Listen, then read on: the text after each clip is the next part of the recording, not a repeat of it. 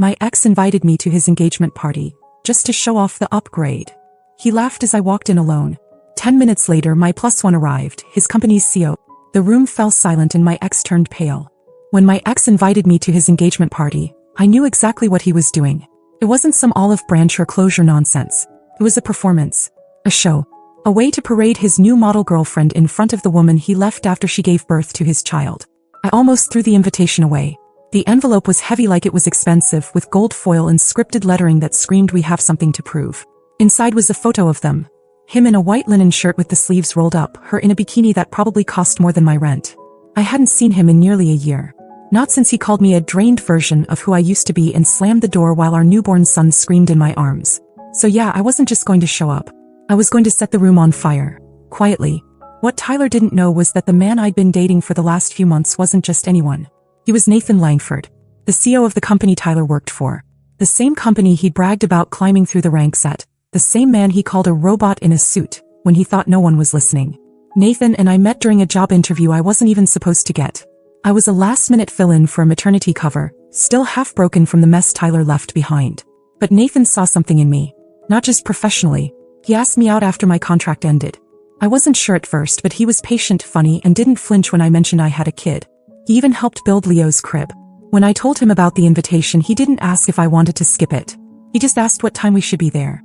I arrived 10 minutes early. Alone. That part was important. I wanted Tyler to think I came by myself, clinging to some idea of making peace.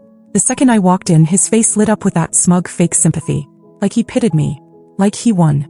He was standing with his fiancée, Camila I think, and his family. They all paused their drinks just long enough to scan me top to bottom. I knew what they saw. A single mom in a tight dress, alone, unbothered. He leaned in and said something that made his sister laugh. Then the front doors opened.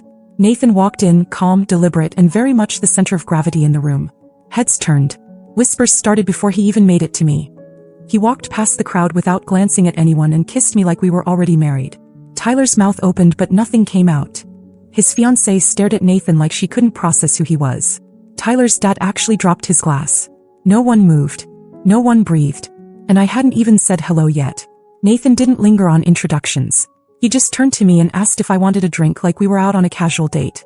I nodded and he walked off toward the bar like he owned the place, which in a way he kind of did. That was the beauty of it. He didn't have to say a word. His presence alone said everything. Tyler followed us with his eyes the entire time. I could feel it like heat on the back of my neck. His little performance was over before it started. I made my way through the room past the gawkers and whisperers. I stopped to chat with a few people I remembered from the good years. Co-workers, old mutual friends, people who used to look through me when I was pushing a stroller and juggling diapers in grocery aisles. Now they were all smiles and compliments. Amazing what a dress, confidence, and a powerful man can do for your social worth. Tyler finally approached. He didn't greet me or even ask how I was. Just stood there beside me like we were in a movie that hadn't been scripted properly. "You came," he said. I shrugged. "Got the invite. Figured it'd be fun. Is that really who you're with now?" He didn't even try to hide the bitterness in his voice. I kept it light. "Yeah. Been a few months. He's great with Leo." That last part hit him. I saw it. His jaw tightened like he wanted to correct me, to say something about his son, but he didn't. Probably because Nathan was walking back toward us with 2 glasses of champagne. Tyler stepped back like he was about to leave but didn't. Nathan handed me my drink and looked at Tyler like he was a stranger at a networking event. Polite but detached. "I don't think we've met. Nathan Langford." Tyler forced a smile. Shook his hand. Introduced himself like he didn't know damn well who he was. Camila, watching from a few feet away, looked uncomfortable. I couldn't blame her. It didn't take long for the mood of the party to shift. Conversations started again, but there was a static in the air. People kept looking at us. At me. Nathan. At Tyler. The room felt like it was being held together by scotch tape and spite. Later that night, while Nathan was talking with one of the investors he knew, Tyler caught me alone near the outdoor patio. He asked if we could talk privately. I said sure, because I wanted to hear whatever nonsense he was about to feed me. He said I looked good. That he was surprised, but in a good way. Then he said Camila wasn't serious, that they just kind of happened fast and it's been more of a social climb than anything else. I nodded, pretending to care. He leaned in and asked if I was really happy with Nathan. Before I could answer, he asked the real question. What does he actually do all day? Like, does he talk about work with you? That's when it clicked. He didn't want me back. He wanted access. This wasn't about regret or missing me. It was about trying to dig his way up the corporate ladder using whatever leftovers he thought he still had control over. So I smiled and said maybe we could catch up sometime. Grab a drink, talk. Just to give him hope. Just enough rope. Because I already knew what I was going to do. The next day I told Nathan everything. Not just the part about Tyler being shady at the party. I told him everything. The fights. The bruises I used to hide under makeup. The night I left with Leo and no plan. And how Tyler had just tried to use me to fish for information. Like I was some pawn he could dust off and play when it suited him. Nathan didn't say much at first. Just listened, hand resting on my knee like a quiet promise. Then he asked me calmly if I was comfortable playing along a little longer. I said yes before he even finished the question. It started small. Tyler started texting. First pretending to be casual. Jokes about old memories, how wild it was to see me again, how maybe we weren't as broken as we thought. I responded like I was nostalgic too. I let him think I was softening. Then he asked to meet for coffee. Said he just wanted to talk like we used to. I agreed. We met at this little cafe near his office. I came in light, smiley, wearing the same perfume I wore back when we first met. The manipulation practically glowed off him. He started asking about Nathan. Subtle at first. Like, what does he do after work? What's his routine like? What kind of meetings does he have? Stuff that might have seemed innocent if I hadn't known him so well. He was fishing hard, pretending he cared about me when really he just wanted insider knowledge. Probably to impress someone or weasel his way into a promotion. Nathan and I kept a record of everything. Screenshots, texts, meeting logs, all of it. I'd walk into Tyler's trap with a smile and then debrief Nathan over dinner. It was honestly hilarious. Tyler had no idea he was digging his own grave. Then came the final play. Nathan called an internal review meeting. Nothing out of the ordinary, just one of those quarterly updates with a few department heads. Tyler walked in looking sharp, trying too hard, acting like he had some inside edge. He was even smirking at me across the table like we shared a secret. And then Nathan pulled up a screen with chat logs, emails, transcripts, and then, with the whole room watching, asked him to explain what exactly he thought he was doing when he tried to use his ex-girlfriend, who also happened to be dating the CEO, for corporate espionage. Tyler froze. Denied it at first. Then tried to twist it into a joke. Nathan didn't laugh. Security walked him out 20 minutes later. And just like that, Tyler's shiny little empire, his career, his status, his ego, crumbled in front of everyone he tried to impress. He tried to text me later that night. Said I ruined his life. Said I was a snake. Said I'd regret it. I didn't answer. I was too busy watching a movie with Leo curled up next to me and Nathan making popcorn in the kitchen. Funny how karma works when you stop running from it and start serving it with a smile. After he got fired, Tyler's messages changed tone.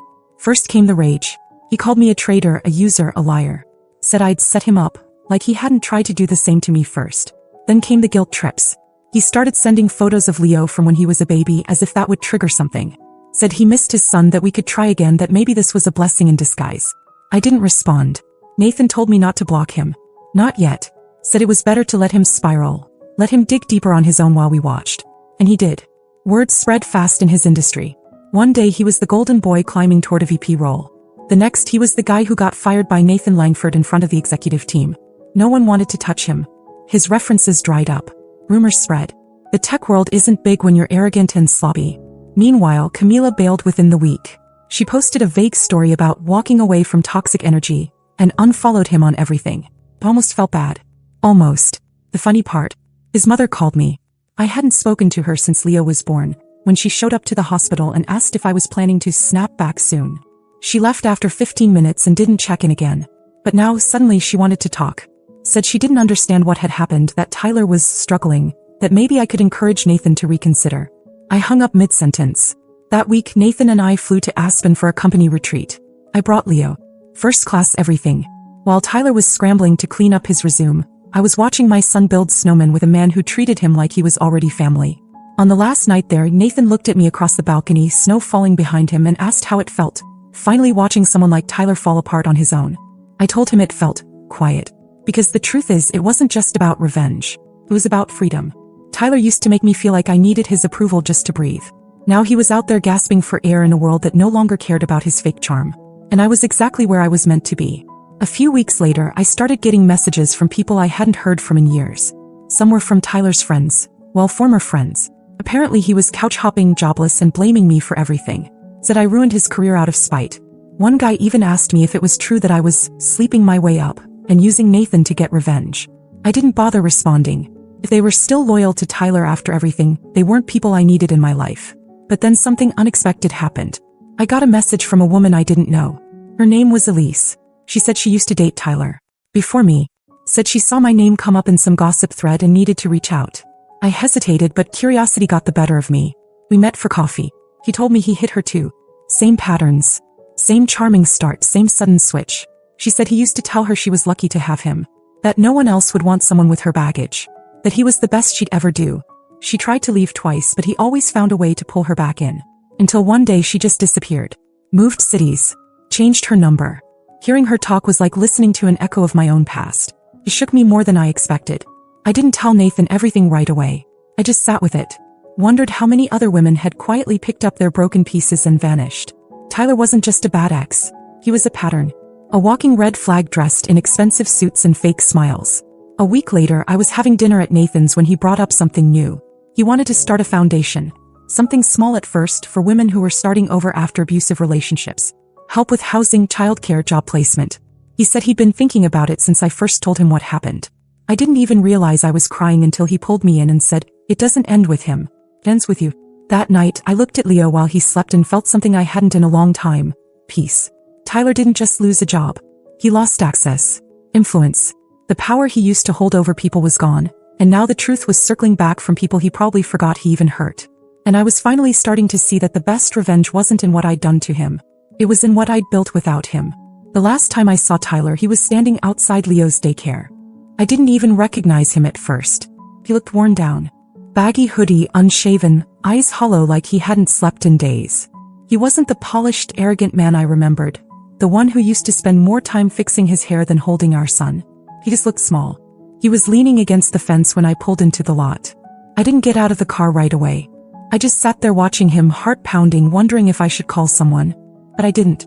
I got out and walked up slowly, phone in my hand, keys between my fingers just in case. He didn't say anything until I was almost at the gate. I just wanted to see him. I didn't answer. He looked at the ground, then back at me and said it again. I just wanted to see Leo. One time. The nerve. The absolute nerve. After everything. After walking away from us. After not calling, not helping, not even sending a message when Leo had surgery last year. After raising his hand to me in our kitchen while I was holding our son. Now he was here. I told him the only way he was seeing Leo was through the courts. Supervised. Legally. They even allowed it. And he had the audacity to look hurt, like I was being cruel. "You ruined me," he said. Just like that. Like it was some fact. Like I was the storm and he was the victim. I didn't react. I didn't flinch. I just looked at him and said what I'd been holding in for years. "You ruined yourself." He tried to come back with something, probably some manipulative garbage, but I turned around and walked inside without waiting to hear it. Leo came running up to me, all smiles and crayon stains, and I scooped him up and carried him straight to the car. I didn't look back. I didn't need to. Later that night, I told Nathan. I expected him to be angry, to say we should involve legal. But he just looked at me and said, "He's not your problem anymore." And he was right. He wasn't. That week, Nathan's foundation officially launched. The press release included the mission statement, a few anonymous testimonials, and a short video featuring women who had come forward privately about partners like Tyler. Some of their stories were almost word for word what I had lived through. Same manipulation. Same emotional rot disguised as love. I spent hours reading the comments. Dozens of women talking about the moments they realized they weren't crazy. That they weren't weak. That they weren't alone. And something strange happened. I stopped feeling angry. I stopped reliving the nights I cried on the bathroom floor. The times I had to fake a smile in public while covering bruises. The way I used to shrink around people, unsure of whether I was too much or not enough. It all just lifted. Because Tyler wasn't my unfinished business anymore. He was just someone I used to know. Someone who thought the world owed him loyalty no matter how badly he treated people. Someone who believed women were disposable and consequences were optional. But he was wrong. And now the only man Leo knows is the one who makes pancakes on Sundays and teaches him how to tie his shoes. The one who treats me like I'm more than just what I've survived. The one who showed me that real love isn't loud or flashy. It's consistent. It's steady. Safe. So no, I didn't ruin Tyler's life. He just finally got what he'd been giving the rest of us for years. And I was too busy building something real to care about the ashes he was standing in. Final mini update. It's been 6 months since that day outside the daycare. No more surprise visits. No more texts. It's like he finally realized the door was locked, and not just locked but gone. Sealed off. Wall built. Key thrown into the ocean. Leo's thriving.